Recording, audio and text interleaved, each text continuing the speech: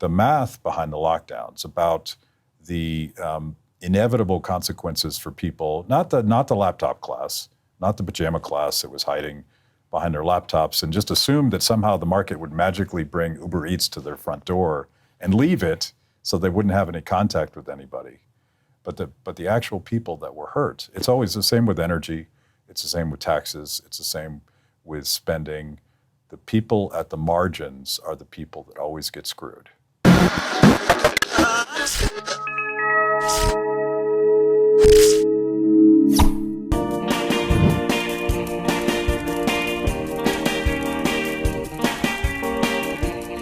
A guy I wanted you to meet for a long time. I've known him forever. Never really liked him, but he's a lot of fun. Matt Kibbe with We Free the People. I always want to say We the People. Well, it's a riff on that, right? But we want to free the people too, together. So you've had this great life in what we refer to as the freedom movement. I don't know if that's the right movement, but you've been inside politics and you've also been inside philosophy and that education, why we need to have this, I'll say, libertarian philosophy, but also the politics side, working at Freedom Works and so many other places of trying to get the political side and the educational side. Which one do you like more? So I started off wanting to be an academic, and I got sucked into politics, and now I'm into what I would call communicating in popular culture. I like it all because if you actually want to understand how the world works, spending a little bit of time in politics is a good thing to do. Don't do it when you're older because it's really depressing and despondent for people to constantly be lied to by people that they thought were good people. But it's all one thing, and I sort of realized in my old age that politics can also be like a pop culture event. Like it's the one time when people do pay attention to policy conversations. And it was Ron Paul that taught me that. He wasn't, I don't think, trying to win the presidency, but he wanted to turn on a generation to ideas.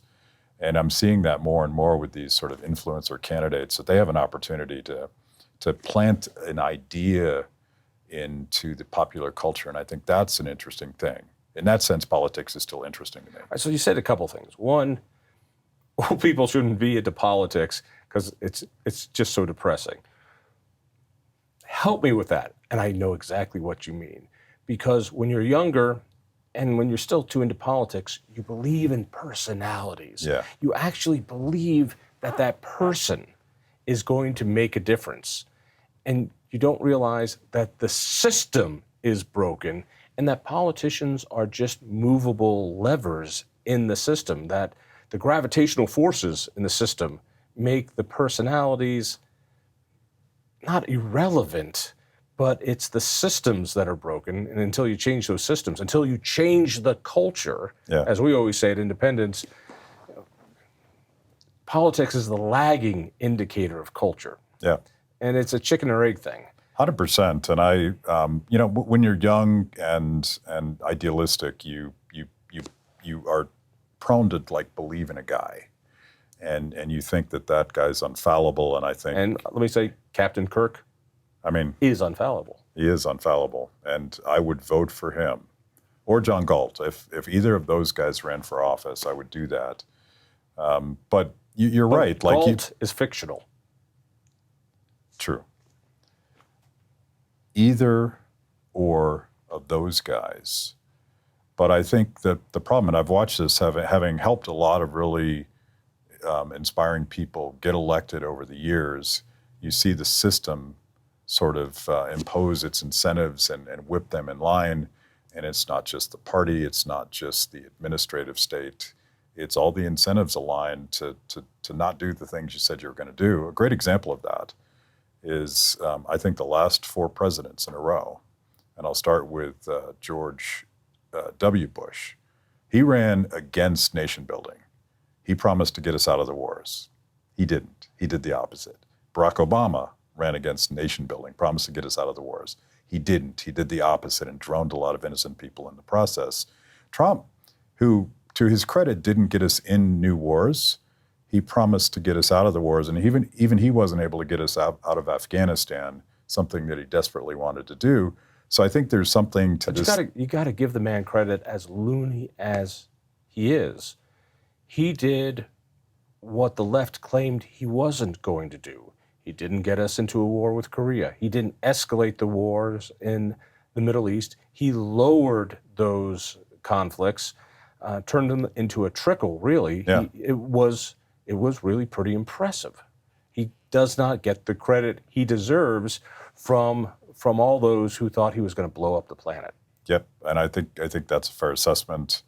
And if he had not hired certain people like John Bolton, who is a despicable person except for his spectacular mustache, he probably would have gotten us out of Afghanistan, and he would have done it in a far more rational way than Biden did, which was just a tragic train wreck of a policy.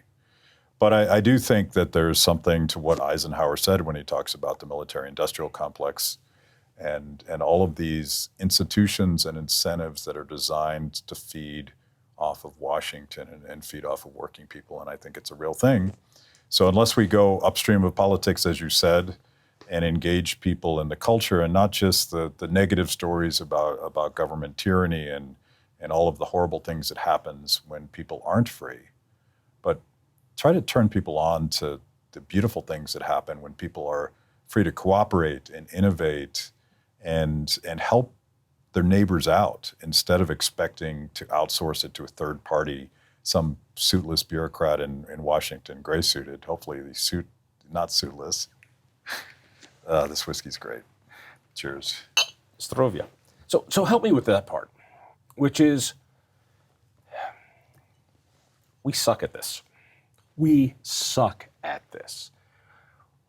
We who believe in consensual relationships and see the beauty in that, see this whiskey that was made that we enjoy and go, wait a second, free people got together and go, I like whiskey, you like whiskey.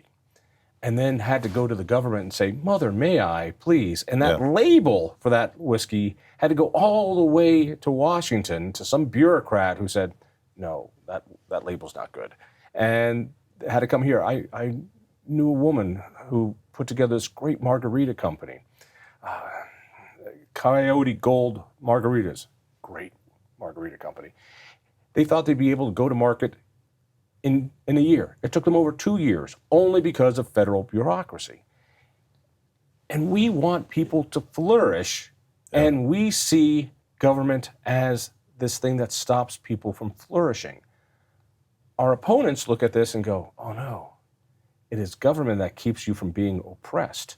And somehow we lose this narrative. Before I ask you, how do we win the narrative? Tell me, why do we lose this narrative?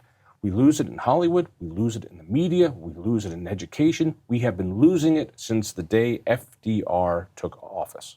I think it's the nature of who we are as people that believe in freedom, and we probably understand economic logic, and we believe in data and rational argumentation, and that you can sort of come up with rational solutions to public policy problems.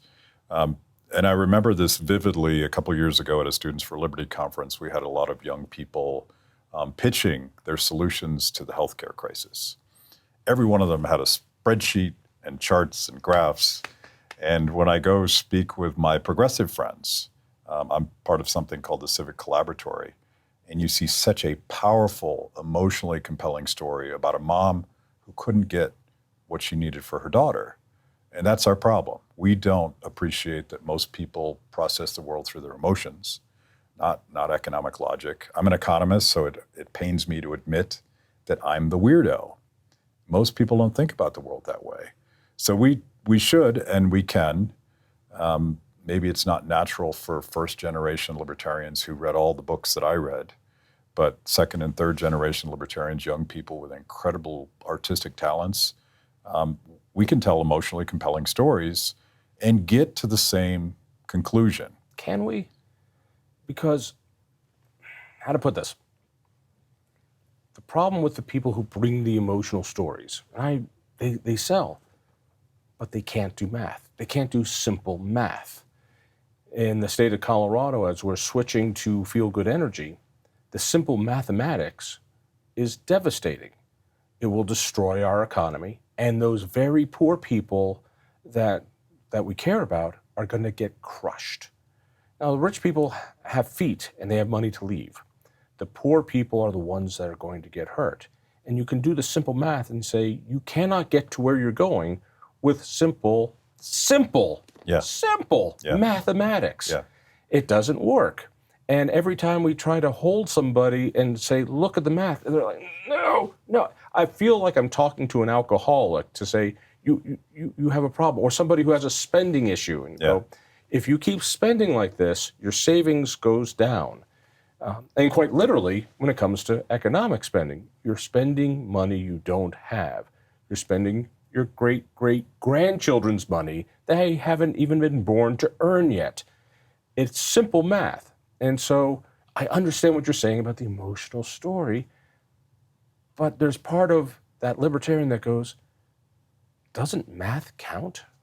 Well, here's the upside to who we are is that facts matter and being Apparently right they actually don't, matters. Let me give you an example of what we did on this, because my frustration, we were talking about this before we went live, my frustration with the last 3 years and the lockdowns and the mandates and the incredible authoritarian apparatus that emerged in response to COVID is that it was devastating to people. It was devastating particularly to people at the margins. It was devastating to people that weren't allowed to work, they weren't allowed to speak up, they weren't allowed to leave their homes. And I could have made a rational economic critique. I probably have made a few in the last 3 years. But what we did instead is we found a family in Brooklyn that was trying to keep the restaurant open. In the middle of trying to keep the restaurant open, they lost their son to a grand mal seizure because he wasn't allowed to go to the hospital because the governor decided that that wasn't a priority. Imagine a governor deciding who gets health care and who doesn't. But we don't talk about the governor and we don't talk about government policies. We just let this guy tell his emotionally rending story. It's a devastating story. And that film was picked up in various film festivals across New York City. It actually won Best COVID Film at the New York Shorts Festival. And I guarantee you not a single person on that judge committee was against lockdowns.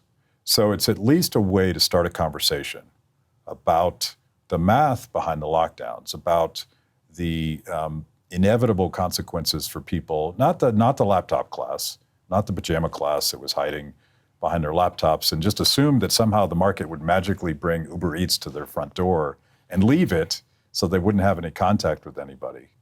But the actual people that were hurt, it's always the same with energy, it's the same with taxes, it's the same with spending. The people at the margins are the people that always get screwed. But I think you start the conversation by introducing them to a person, not an abstraction, not an equation, but a person that actually paid the price for that. And that's at least a great way to start the conversation. Now, the left does that always. They always start with an individual. Read any article. I think about it in my own life. My son, and you know my son, he lost a year, really 2 years, because of his Down syndrome. Online learning was regressive for him. It was awful. It was torturous. It was downright hateful. Yeah. Because of who he is, the system hated him, and kids like him. Even going to court, we lost. So this is hateful. Telling that story, people understood it, but we didn't get satisfaction. And after the movie, I wonder, did the family still lost that beautiful child?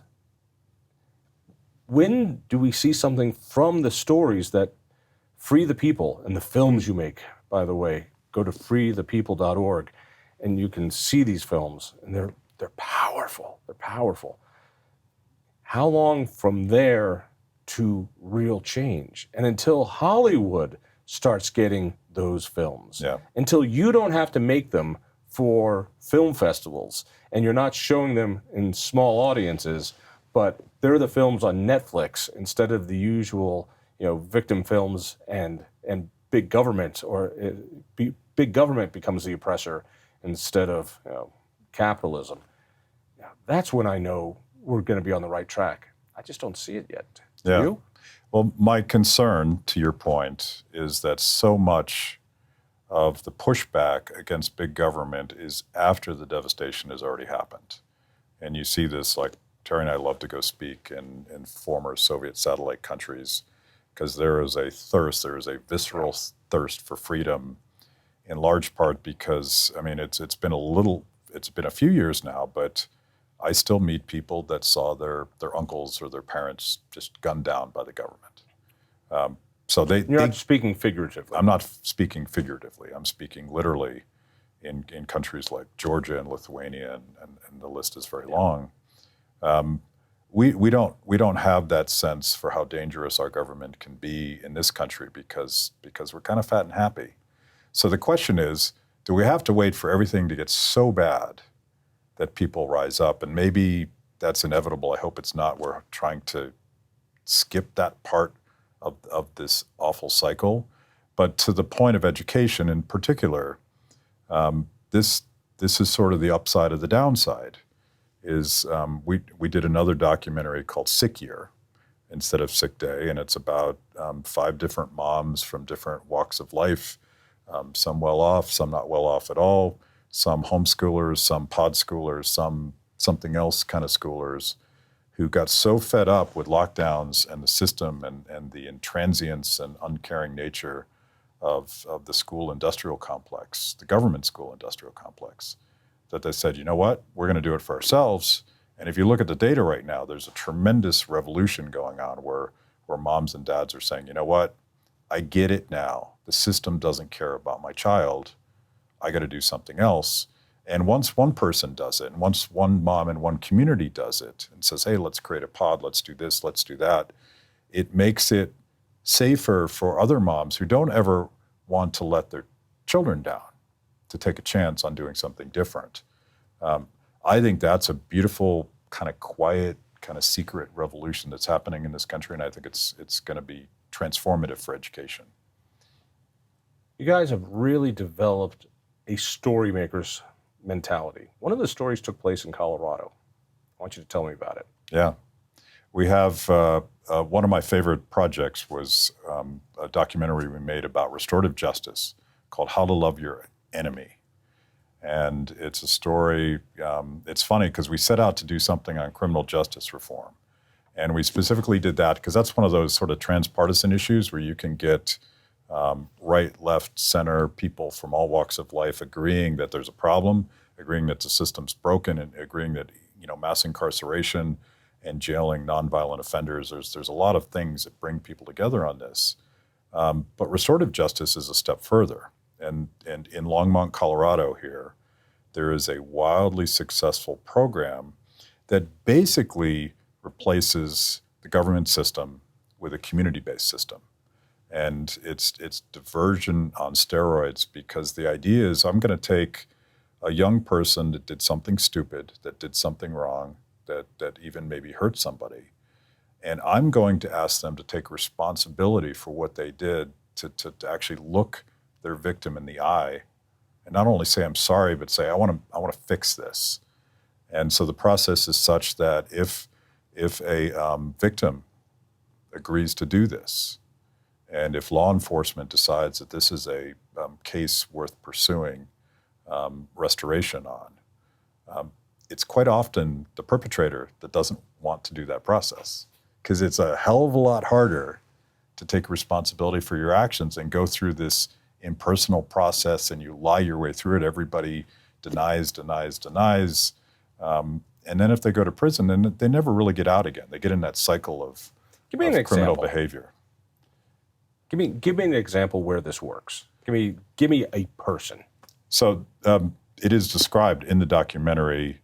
A young man breaks into somebody's house and he steals stuff, and they very quickly figured out who it was. It was a kid from a broken family, and what would typically happen with that young man is he would go to court and he would be convicted, and he would have a record at that point. Maybe he spends time in jail with hardened criminals and he gets corrupted by that process.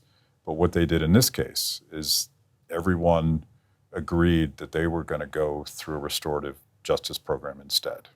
And people of the community volunteer to be part of this. And it's kind of it's a process where everybody gets to talk, everybody listens, and if that, well, in this case, it's not an if, that young man decided to take responsibility. And so he wrote, he was given a contract. You have to do this, this, this, and this. And if you do all these things, we're going to give you a second chance. Going back to the numbers, recidivism in this program is almost zero. What were the things he had to do? Community service type stuff. I don't remember specifically. I mean, like, what did he have to do for the family? I mean, you broke into my house. Well, here's the problem. Kid has no money. He can't repay what he did. So that's part of the problem is like financial restitution is not likely going to be part of the solution. But if you talk to someone who's been robbed or physically harmed, I have friends like this, and they went through the normal jury process, you don't feel whole. If anything, you feel alienated even more from what happened. So I think the most important thing is not the list of things you do that are defined in that contract. It's your willingness to have the guts to look your victim in the eye and say, I'm sorry. That's the power in it. And it's so different. I should say this, like a lot of progressive communities, progressive mayors, I'm thinking of the mayor of Portland. Or you can think about the mayor Oregon, here or in the Denver, mayor here. where crime is all over and there is no justice. Yeah. And they talk about, they just let people out of jail. There is no jail anymore. Catch and release, or not even catch, is That's not what we restorative have. justice. We have tickets. It's Steal a the car, opposite. here's your citation, Yeah. see you never. Yeah, and that's the my friends who ran the Longmont program. I think she would admit that she's a lot more progressive than I am. She's very frustrated with the talking point restorative justice. Yeah, because as am I. Because it's BS. Because the real process is quite rigorous. The real process, and this was, our documentary features the police of the chief of police and the head of the nonprofit, and they have collaborated on this. And it's tough love. This is not a hug. This is real restoration. And as I mentioned, their batting record is almost 1,000. I don't remember what the national recidivism rate is, but it's insanely high. Once you're in the system, you don't get out. And what they've discovered is by doing it this way, by involving the community and essentially getting the government out of the process, people that have skin in the game, you eliminate the problem. Although it is somewhat self-selecting. That is, you have a young kid, and this kid doesn't want to go to jail. And he wants, somewhere deep inside, he must want to look at the victim and say, I'm sorry. He knows what he did was wrong. Right. There is something different about that kid. There's something different about that individual. Yeah. It's the same way to bring it back to the lockdowns. When people were finally able to go back to work somewhat, I would ask waiters or waitresses, they're all masked up and they're in their biohazard outfits. And I would say, why are you here? You're giving me a hamburger, but you could be back at home collecting just as much on welfare. They were still handing out checks left and right of made-up money, and I got one of two answers. Yeah. I got a lot of, I just had to get out. I couldn't watch my boyfriend play Xbox anymore. I was going to strangle him. I needed to get out. And then I would get a lot of this. It just felt wrong. Yeah. I couldn't put it into words. They would say, it just felt so wrong. I would get a check and it didn't feel right. Yeah. And I needed to go to work. Yeah. And those were the people who said, something for nothing is against my programming. The most dangerous thing about the lockdown world was not just the crazy acceptance to being controlled.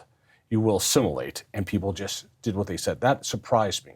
I never thought it was in the American character Yeah. to be told, you will not speak back. We are closing down your right to assemble, your right to worship, and you will just be controlled. And people went, okay, including a lot of social conservatives who want law and order and said, okay, Yeah. we'll just, you want to strap me down and put drugs in my system? Okay, everybody should get strapped down and against their will have it. The other one that got me was this addiction to welfare that this put forward. And I wonder in my deep, dark recesses of, oh, that's it. This was a socialistic ploy to get people on the dole. Yeah. And ever since that love of work, that I earned that money, and now what I own, instead of I have a right for you to work and me to live off of your sweat. Those are the tensions, right? So like this was very much a universal basic income type ploy where we sent people checks to stay home. And if you wanted to, you could milk that system for quite a while. But there's this other thing, and this is what we have to tap into human nature. But part of us wants to be comfortable and taken care of, and we don't want any scary things, and we don't want any risk, and we fall for these false promises. If you just stay home and we take care of you, everything's going to be fine. The opposite is how we find purpose and meaning in our lives. And even AOC talks about dignity, right? And in some ways, she's right about something. I think the people that showed up to work, even when they didn't have to, were not just tired of sitting at home. It wasn't just that it didn't feel right to take a free lunch. It's like, I need to do something with my life. And that there's dignity in work. There's something beautiful about solving problems, even if the problem is your omelet wasn't right. Right.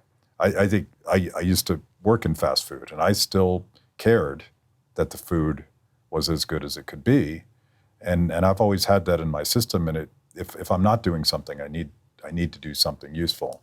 I still think that's an American thing. I think we did a lot of damage to that, and I don't think it's an accident that addiction and suicide and all sorts of horrible social consequences of lockdowns happened. I'll put school shootings Yes. up there as well, because when you lock up kids and take them away from the socialization they need and being with other kids and being around adults who can see that they're having difficulties, yeah, they go crazy. Yeah. Yeah, it's not a surprise what's going on. It's not surprising that suicides are exploding. None of this is a surprise. Inflation is not a surprise. When you double the money supply, inflation is bound to happen. None of this is a surprise. Again, if you just do simple math, inflation is going to follow when you double the money supply. There's no other way for this to end. It's not that difficult. The moral side of this is what really got me. The moral side of making people addicted. The first one's free. The socially conservative part of the law and order part really was what got me. The government knows what's doing. So when this was happening, we stayed open at Independence Institute. We're doing what we're doing. We're a media outlet. We have a news site. We do the shows. We do radio. We do all this stuff. And I was looking at this, and they're closing down churches. So I called up a colleague at Colorado ACLU. I said to her, we should do something together. Let's do something together. And she's like, what do you mean? I said, well, come on. They're attacking both of us. What a great statement for independence and ACLU to say this is wrong. They're closing down right to freely assemble. They're closing down churches. They're closing down mosques, and you love the Muslims. And so we should do something together to say that this is wrong and we won't stand for it. And the response she gave me was, well, right now, we're just following the science. And it blew my mind. The idea that even the ACLU would put the First Amendment on hold because of what Fauci is saying, that one of the most principled organizations, or so I thought, would say, well, what we believe in is second only to what the bureaucrats say. And I didn't know what to make of that. And after that, I realized when people are scared, I finally figured out why people, when scared, will shove other people into cattle cars. Yeah, yeah. There's a religiosity to it as well, where we suspended our ability to think rationally. I think specifically about the ACLU, their entire purpose is to defend civil liberties, and they very much have backed off on this. I don't know if there's any bringing them back, to be honest with you. But one of the things, and I'll dork out here for just a second, one of the things that I reread a book by Frederick Hayek. We always drink when we say Frederick Hayek, the patron saint of something. Everything. Yeah, everything. What happens if you say von Mises? Do you just like... Well, then you chug. Oh, okay. Yeah. But Hayek wrote a very obscure book called The Counter-Revolution of Science. And when he was in the throes of critiquing Keynesianism and manipulative monetary policy and spending money you don't have. So the three people who were watching us have now switched to something else. They're gone. Yeah, they're gone. Thank you. Thank you for doing that. I'm bringing this back somehow. He ultimately tried to figure out what it was about central planners that they were getting wrong, and that this is where his whole critique of socialism came from, that you can't rationally plan things from the top down because nobody knows enough. It's the process itself. It's the marketplace where you and your neighbor are trying to figure stuff out that matters. And he traces it back to the founding father of socialism, a guy named Henry Saint-Simon. And he had this idea, so tell me if this sounds familiar. He had this idea of replacing the chaos of the market with the top scientists and putting them on a council. And they were going to mandate everything from the top down because people were just too stupid to do it for themselves. And I'm like, that's Anthony Fauci. We've replaced the distributed process of people figuring stuff out, like their risk preferences, like what to do about a novel virus that we know nothing about. And they gave all that power to a guy, and that guy got it wrong every step of the way. This is why we don't like central planning, because we couldn't possibly know enough. The smartest guy, and I'm not saying that Fauci is the smartest guy, but the smartest guy in the world couldn't possibly have known how to respond to something that we didn't know anything about. But if you're trying to protect your grandparents, or you're wanting your son to get the best education he can, I'm thinking you know more than they do. And that was the basis of this. But the science is a religion. And that first socialist actually said, we're going to create temples to Sir Isaac Newton, where this scientific thing presides. And all of the plebes, all of the people would have to make a pilgrimage to the Temple of Newton to worship at the altar of science. When you say something like that, the people who pray at the altar of science look at that and go, oh, when you say parents know, that sounds like religious conservatives. It sounds like people who don't believe in evolution. They don't believe in gravity. They pray to gods. They're ignorant. Thank God that there are school boards and enlightened people to save their children from idiots like that. And they're the ones who believe in climate science. They're the ones who believe in these things. And sometimes, they're going to be proven wrong. The idea of the earth is going to run out of minerals or oil or whatever it is, that acid rain is going to kill us, or the earth is freezing. No, it's warming. No, it's freezing. No, it's warming. Chocolate's good for you. Chocolate's bad for you. Eggs are good. Eggs are bad. Science is not settled. But they look at people who believe in religion as the idiots, but science is fact, when in fact, science is the opposite of fact. It is always, always changing because it's always argued. Yeah. It's also like I view the market process and the scientific process as almost identical in the sense that you don't know what you don't know. And the scientific process is an iterative process of coming up with theories and testable hypotheses, and taking it to the lab and seeing if it works. But And taking it out into the marketplace and seeing if it works. you're trying to figure things out that you don't know. And once you say this is the plan, either in a market or in the science, that's the You put the opposite. drug out, and either it solves the problem and people live, or it doesn't solve the problem and people don't live. My favorite photograph is of the 1914 Tour de France, because it can't be the Tour de France, it has to be Tour de France. And they're all about to take the big last hill, all the bicyclists. And each and every one of them has a cigarette in their mouth. Because the science at the time said that the smoking the tobacco opens up their airwaves, and they need their airwaves to be open to get the oxygen going for the big hill. So they're all taking the big hill because that's the science. And that was the science. What was it? Was it kinesiology or whatever it was that they're feeling people's skulls because that's how they could tell the science of, and that was the science of the time. And that was as hardcore science. In today's science, well, that's science today. But by the way, it's probably also the crony capitalist capture of government health agencies, and we see this a lot in the food pyramid, captured by big sugar and processed foods.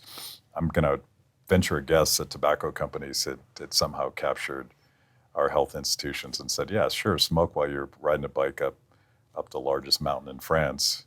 Ever remember those Winston ads? 4 out of 5 doctors recommend Winston. Another thing I realized, and this is a nice segue to something I definitely want to talk about. One of the things I realized in 2020 was that at the height of the Hong Kong flu, which came through San Francisco as 70s. In early 70s, wasn't it? Late 60s. Oh, okay, that's close. 68. When was Woodstock? It's relevant to the story. 69. 69. How do you not know that? I used to respect you. Because I'm not nearly as old as you are. That's fair why. point. So soldiers coming back from Vietnam, they bring this flu back. San Francisco is ground zero. And this was pointed out by my friend Jeffrey Tucker. He wrote a great article saying, Woodstock happened in the middle of a pandemic. We didn't lock down the concerts. And then I got curious about it because I, of course, love the Grateful Dead. The Grateful Dead played a series of shows in the Bay Area at the height of the Hong Kong flu in San Francisco, ground zero. You know who else played throughout the pandemic? Led Zeppelin, Rolling Stones. So for some reason, we didn't say people can't gather. For some reason, the world just went on, and everything was okay. This time we did something different. Every other epidemic until this one, we did what Sweden did. We quarantined those who were vulnerable.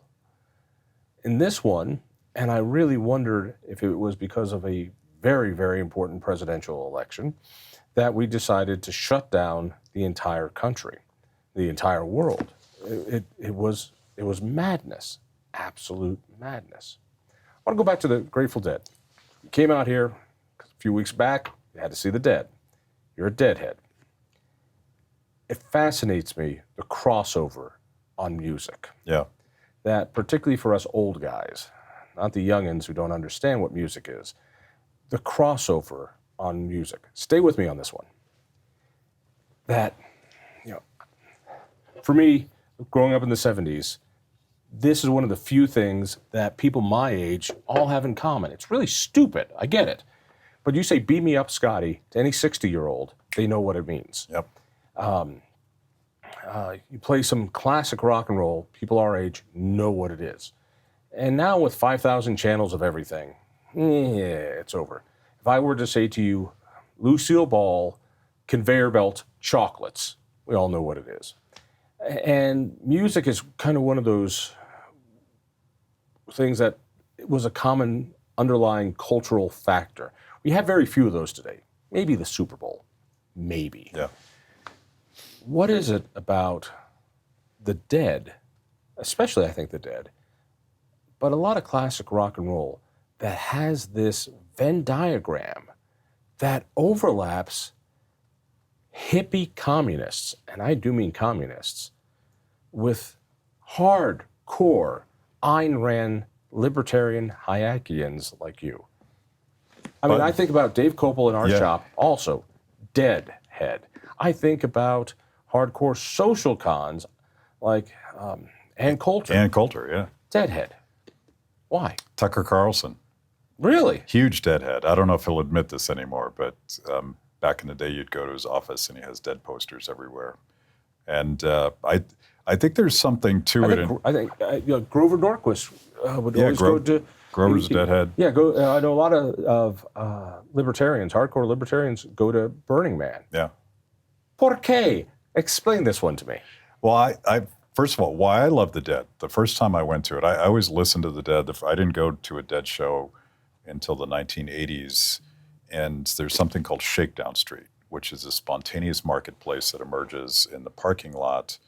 And it is Deadheads were the people who followed the Dead. It wasn't just, I'm a fan. They would follow. You go to all the shows if you can. And in order to afford it, you'd sell crap. You'd sell the bootlegs of the show you went to the nights before. Tie-dyed T-shirts, grilled cheese sandwiches, possibly other things they sell as well. Other things. But it's... So those slow drugs. Right. Yeah. Particularly back when weed was illegal. Right. That was the best place to get that. But what's interesting about it is there's no rules in the form of laws enforcement, but there is an accepted way of behaving in this community that you're part of. And what I discovered very early on is that Deadheads want and respect and cherish their community, so they'll enforce discipline. They help each other out. If somebody acts badly, they get kicked out of the community. So there's you mentioned what they do in particular is when law enforcement is coming, they tell each other, and it'll ripple down there because they're technically selling illegally, right? You're not allowed to vend There's no T-shirts. Permits. There's no. Well, there is now. Now everything's legal, and it's sort of sad. But it's sort of sad. Back in the day, because everything's licensed and it's very professional. It's not what it used to be because it's not just kids making tie-dyes and selling them in the gray market in the parking lot. So they would take care of each other, and if someone stole something, they would shout that out. You never saw it because of that. But if the cops were coming to seize your stuff, they would let people know and wander it down. And in that sense, it was a spontaneous order in the sense of Hayek, and they very much embraced this sense of community and purpose, and they cherished the brand of the community. And I'm like, this is how a market worked. This is how a free community would actually function. And for those who don't know a couple things, spontaneous order, what Hayek always said, if you leave people alone, you don't need commanding authorities from above to create order. It happens spontaneously. That's what you're saying. Also, it's interesting that the Dead themselves did not enforce you can't record our shows, but you can't stop now thanks to iPhones. Yeah. But back then, I remember going to a Dead show, and I never got the Dead. It wasn't my scene. The music just groove music wasn't my thing. But I remember sitting out there at a Dead show, and people are tripods and towers of sensitive microphones pointing in different directions. Professional equipment. It was professional bootlegs. Yeah. And they were there because they were going to sell their bootlegs. And it was like, although they weren't going to sell them in mass, but they would sell them in the parking lot. They actually didn't sell them; they traded them. And this was part of the ethos. The Dead said, "You're welcome to record this," as Jerry famously said. Once I'm done playing, I'm done with that music. Do what you want with it. But it was a process of people would trade cassette tapes back and forth. And obviously the people that are recording the shows, they're obsessive collectors, and they would have all the shows. But there's a couple great books on this about the marketing genius of the Grateful Dead. Great book, I recommend everyone. Everything I learned about business, I learned from the Dead. And this was Think about that title. This was guerrilla marketing, because they didn't have radio play, and there's something about a 20-minute dark star that just is not made for AM radio back in the day. But they would trade tapes, and that was another way that they respected their community. They would let this parking lot scene go on that was selling Grateful Dead type stuff, and they wouldn't crack down and enforce that as well. And in the process, they created a huge brand, a market brand for themselves. And at the end of the road for Jerry Garcia in the 1990s, the Grateful Dead was one of the top grossing bands in the world. And fast forward to the shows that I just saw in Colorado. It's 25, 30 years after Jerry died. Jerry died in 1995, I think. Something like that. So do the math for me. It's been a while. I mean, I live in Boulder. You might as well. It's like JFK dying. Right. It was devastating. morning. Yeah. Devastating to me. We shut the office that day. But the brand that they created has outlived the creator. And I think that's an interesting lesson. I apply this to what we do at Free the People. I want to create a community. I want to create a sense of belonging. I want to create a cool brand that you want to wear on your T-shirt, and not just those weird books that I read when I was a kid. So help me. Let's wrap it up with this. Help me understand. Here's Shakedown Street. Here's these people living spontaneous order.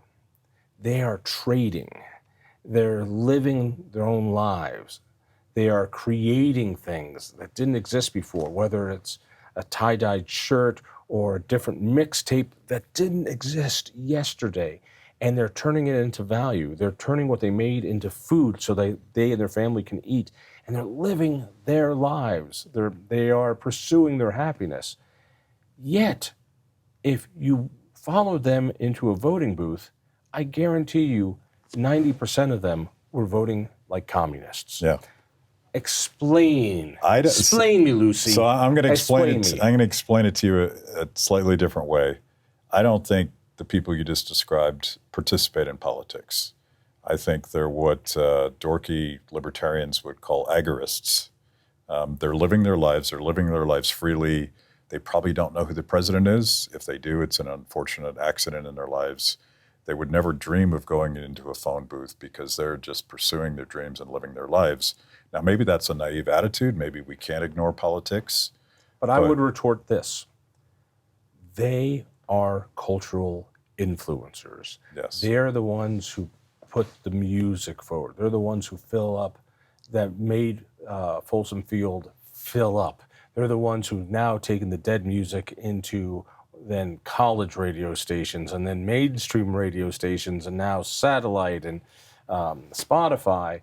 And because of that, I would suspect most Deadheads, most Dead fans are the ones who are voting for socialized medicine or politicians who socialize it, and government-controlled education and lockdowns and the rest. Well, we know that's where Bobby was. Yeah. The head of the band. Yeah.